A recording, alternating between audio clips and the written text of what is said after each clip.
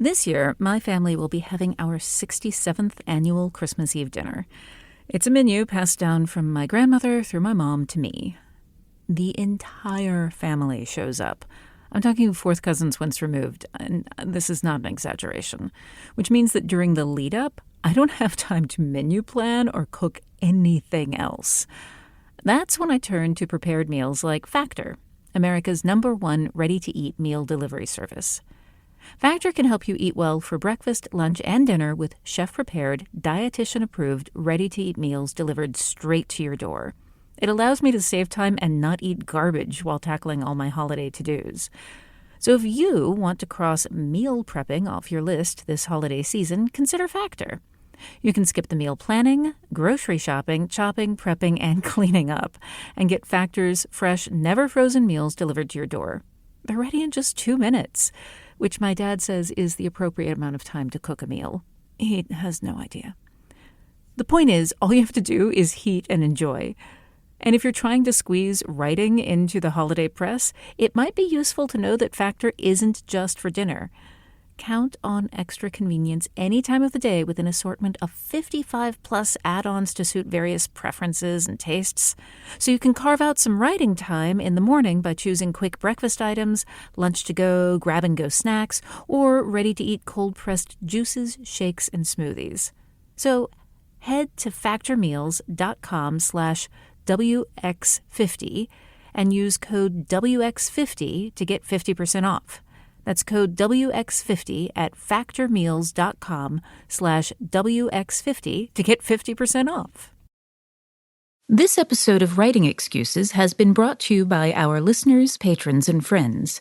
If you would like to learn how to support this podcast, visit www.patreon.com/writingexcuses. Season 18, Episode 51. This is Writing Excuses. So, you want to play with format. 15 minutes long. Because you're in a hurry. And we're not that smart. I'm Mary Robinette. I'm DongWon. I'm Erin. And I'm Howard. And this is a fun topic to talk about because I didn't do it really in any of the stories that I had y'all read, do anything really spectacularly different with format. But I think that short fiction is a place where you see people play around with format and put stories into different, into different forms that you don't see necessarily as much at the novel length. And so I thought since we were talking about short fiction, it's a perfect time to talk about format. So what do y'all feel about it? It's one of the things I love about short fiction as well, is you can be more experimental. You can push the boundaries. It's almost an expectation of playing around a little bit when it comes to short fiction. Not that every author has to do it with every story, but, it's a thing that when we see it can be really exciting. One limitation, just from the publishing perspective, is that when you're publishing novels, it is pretty difficult to be experimental with format.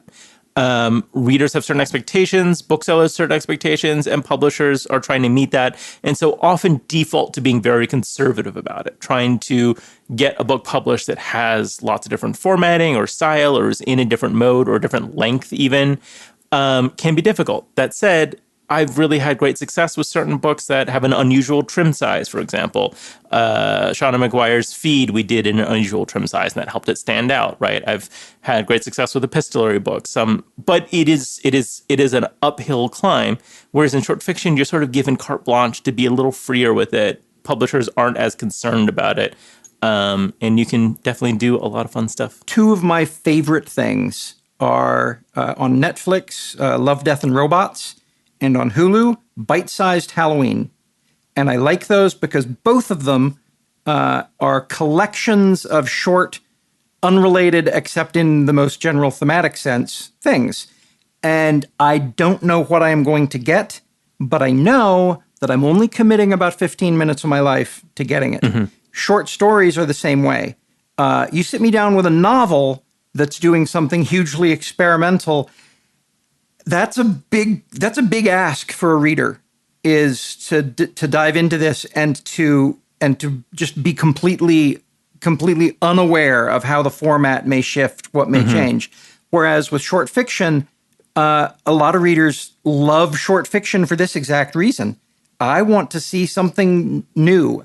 I want to. Short fiction was where I first discovered second-person POV. Yeah. I would have struggled trying to read an entire novel in second-person POV, but now I've read enough of it in short fiction that it feels like, oh, that's a thing. That totally works. Yeah, earlier this year, we got to have a really big viral moment for This Is How You Lose the Time War from our dear friend Bigelows Dickless, a Trigun community member who posted about it. And the main thing about their appeal for the book is you can read this in one sitting. You can read, it's a short book. You can read it in a night. You can listen to the audiobook. It's only a couple hours. And so I think that... And it's important to say this is an epistolary novel. Yes, and it's an epistolary novel. So the fact that it was very short made it possible for a lot of people to get very excited about this unusual format. The epistolary novel, it was co-written. It's experimental in several different ways.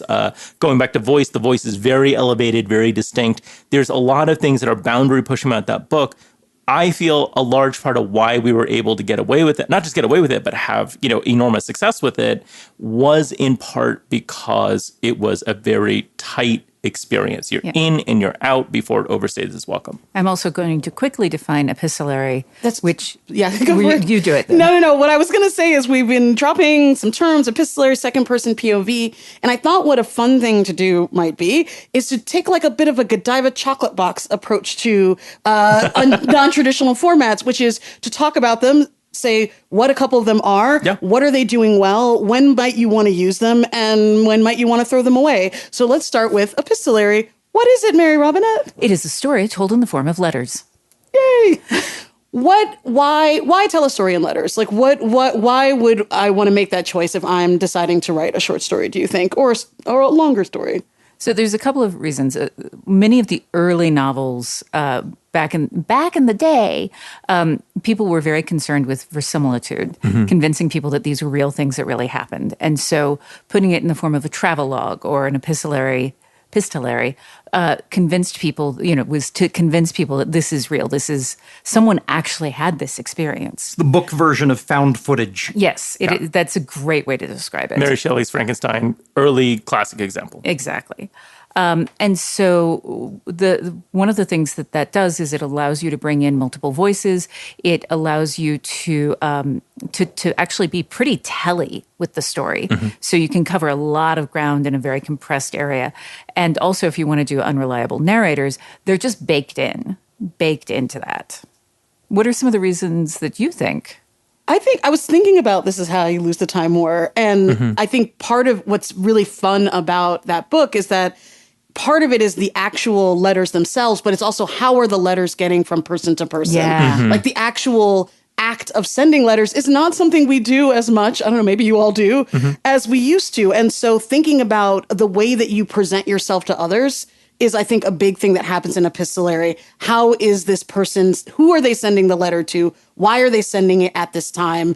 What has happened in the interim between the last letter that they received, or if it's back and forth, or since the last letter they sent. And so there's a lot of really interesting things that you're learning about the broader world, even in just like the dates between letters. There are a lot of ways to do a lot of little, tiny detailed world building that says a lot. Going back to our conversation from last week about unreliable narrators, epistolary is such a wonderful way to just reinforce and remind the reader of the subjectivity of who's telling you the story, right? And also, because they're telling it to another person, you can feel them shaping their worldview to meet the other person's expectations, right? And so in Time War in particular, the letters from Red and Blue, they start opposed and they end up together. And, really, as that journey progresses, you can feel the change in the relationship by how they're talking to each other. And so it just gives you like all these extra levers to play with. It's very hard to pull off in an engaging way because sometimes if it feels like reading someone's letters, that's not always the most exciting thing to do. But when you do it right, it gives you such a way to embed you in a world, embed you in a voice and a perspective that is hard to do with other tools. Yeah. I'm gonna go out on a limb here and invent a term because I don't know the term. I don't know that a term exists, and it is the semi-sequitur sequential art. John Rosenberg's Scenes from a Multiverse.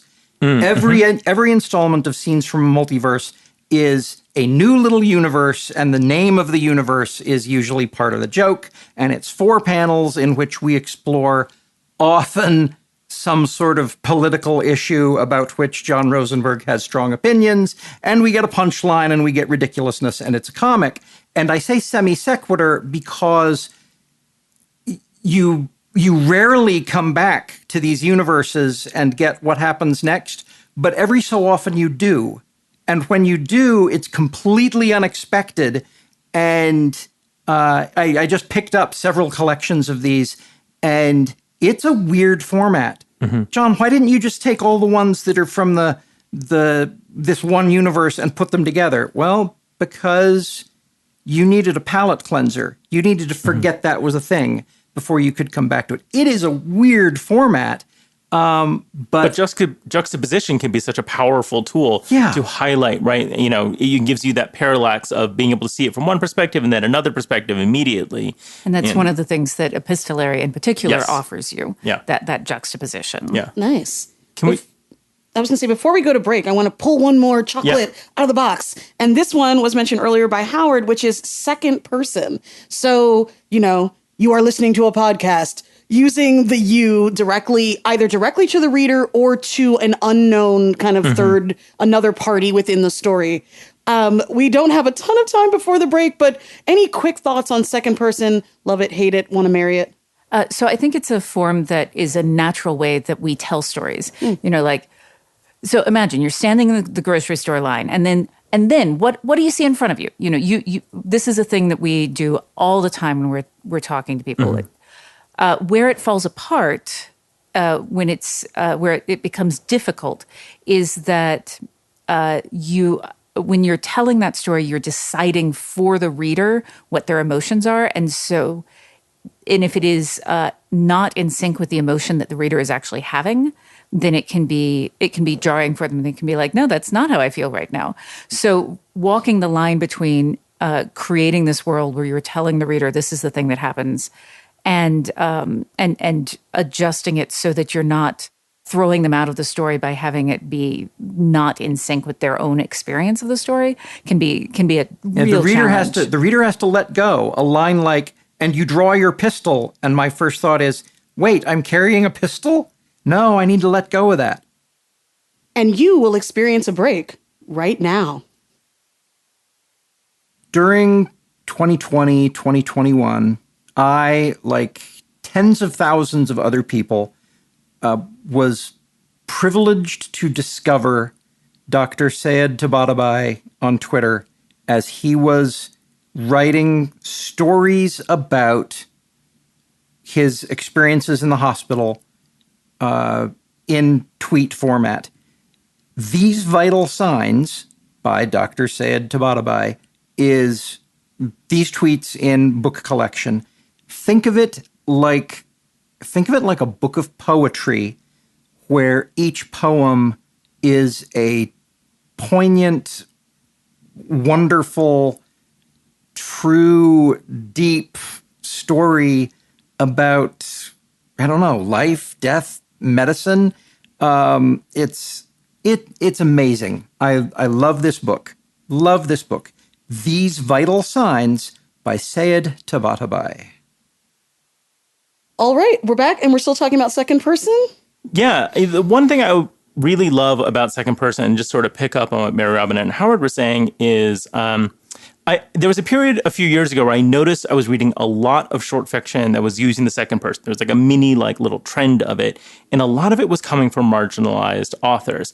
And I had this thought that one of the beautiful things about second person, and one of the things that readers sometimes respond badly to, is in the way that unreliable narrators are about the subjectivity of the narrator, the second person forces you into a particular perspective, into someone else's subjectivity, because you are being brought into the story in that way. And it's you are doing the thing, you are experiencing this thing. And so what I saw was a lot of people who were trying to write about experiences that were not of the quote unquote mainstream audience, were using second person as a way to sort of almost like forcibly grab people and bring them into their world, right? So Violet Allen uses super effectively in The Venus Effect. Alyssa Wong has a few stories in this mode.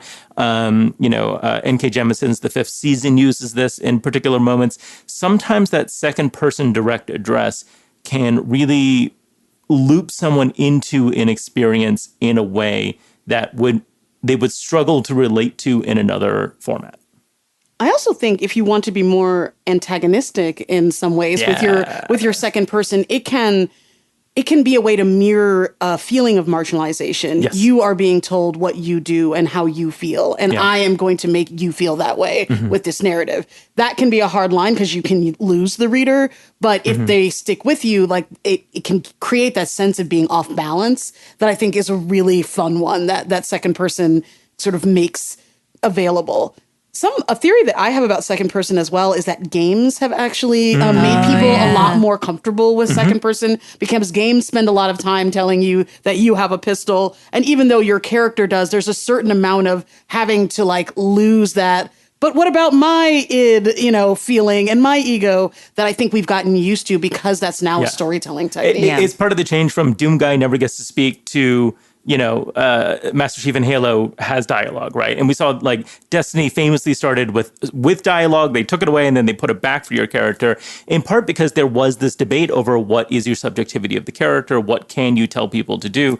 And, I think we have all found that letting your character speak makes a more engaged experience, that people are sophisticated enough to be able to ride with some of these things that we sometimes assume is too much for the audience. You've just made me realize that in much the way that geeks are coming into the mainstream now, because all of the people who consumed it as kids are now in power, all of us who thrived on choose your own adventures are now adults writing fiction. Yeah. Like, oh yeah. I remember kind of vividly playing Skyrim and playing as a Khajiit and playing as a female. The enemies would sometimes use derogatory terms specific to me being female or me having fur. And because I was in first person camera, I would forget that was what I looked like. And it was kind of a slap. And yet I looked back on it and realized, no, this is a valuable experience for me, because this is the way people other than me often experience the world. Yeah. Love that. What's our next chocolate? I was going to say, it's time for the next chocolate. The next chocolate is stories in non-story format. So stories that are pretending to be research papers, stories that, anything that like, it seems like something else, but really it's a story. Yeah. One of my favorite things I ever wrote, it's in the Planet Mercenary books in the liner notes. It is a story being told in the comments section of a document. The comments section was not supposed to go into print, and in the very beginning of the book, we see the miscommunication where they decide, oh, okay, the document comments are going in the margins. And it is a 12,000-word White Room story about a group of people trying to finish the book you are holding. And it has a beginning and a middle and an end and a murder and kittens. And it was so much fun to write. And it's one of my favorite things I've ever done because I played with format in such an amusing way.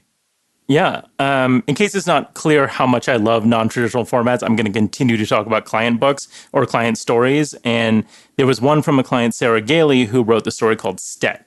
That is, the basic format of it is an abstract of an academic paper, and one of the authors is leaving notes on the paper, and in the marginalia in the footnotes is where the action of the story is happening, and you begin to feel the unreliability of the character and start to understand what happened to her that is related to the subject matter of the academic abstract.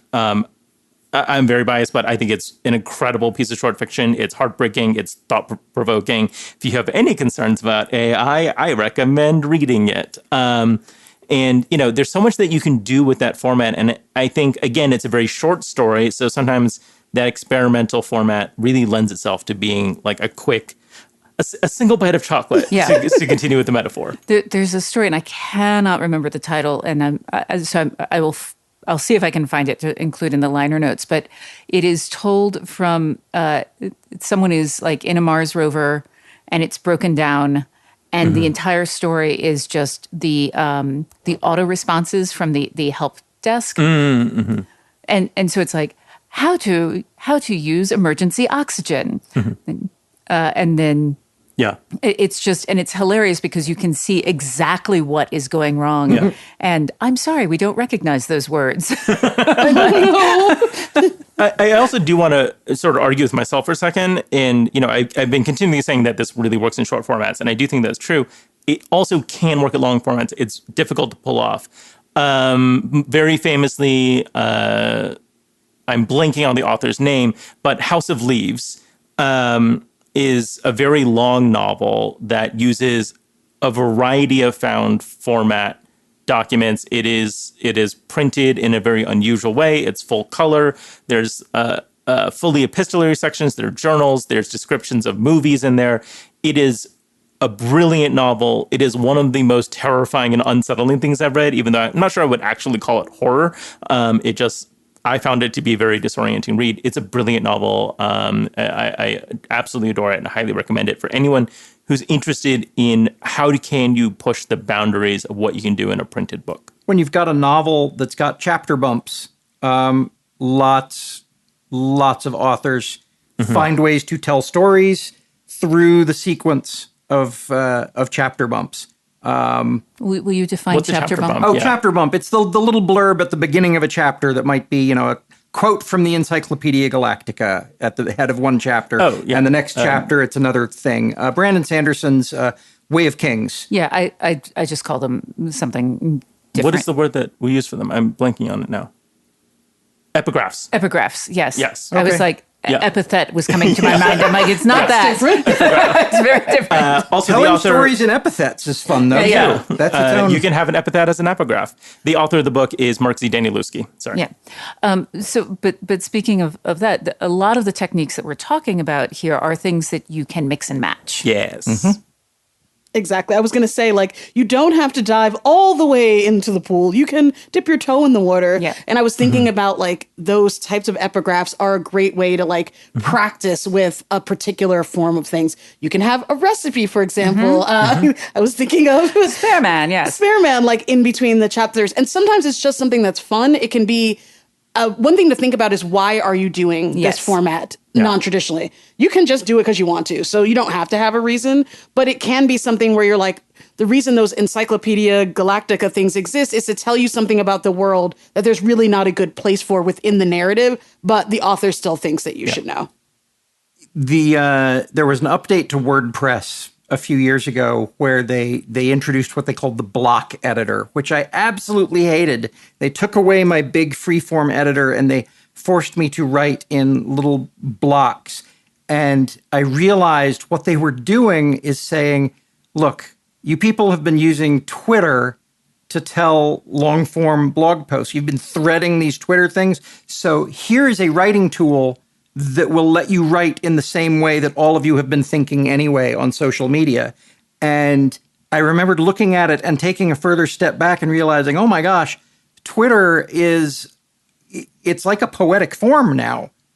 I am telling a thing in tweets, and there is a character restriction on how much I can put, which is as rigid as many poetic forms. I'm going to sneak one last chocolate from the box. And that's because I want to talk about footnotes, which is one of my all-time favorite modes of doing something experimental. They can do all kinds of things. Terry Pratchett used them throughout his entire career absolutely brilliantly. The way he does it is so funny, but also cutting and revealing. More recently, Babel by R.F. Kuang uses them to great effect. Jonathan Strange, Mr. Norrell uses them. Yeah. I've used them. Yeah, absolutely. Why footnotes? What do you guys like about them?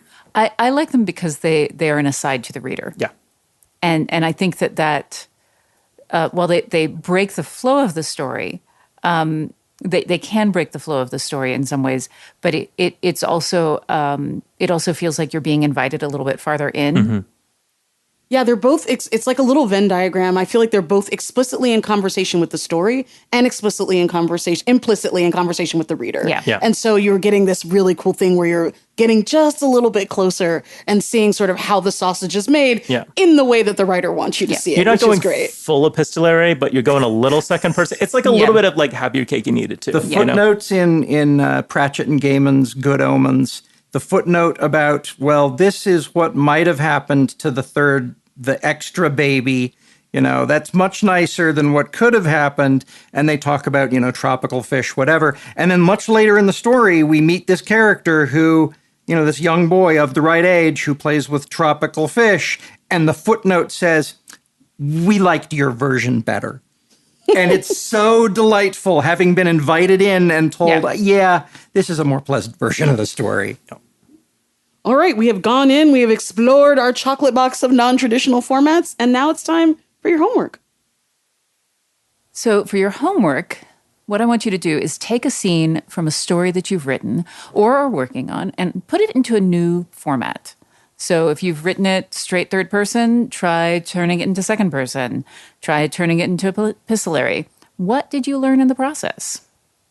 This has been Writing Excuses. You're out of excuses. Now go write. Hey, have you sold a short story or finished your first novel? Congratulations! Also, let us know. We'd love to hear from you about how you've applied the stuff we've been talking about to craft your own success stories. Use the hashtag WXSuccess on social media or drop us a line at success@writingexcuses.com. Writing Excuses has been brought to you by our listeners, patrons, and friends. For this episode, your hosts were Mary Robinette Kowal, DongWon Song, Aaron Roberts, and Howard Taylor. This episode was engineered by Marshall Carr Jr., mastered by Alex Jackson, and produced by Emma Reynolds. For more information, visit writingexcuses.com.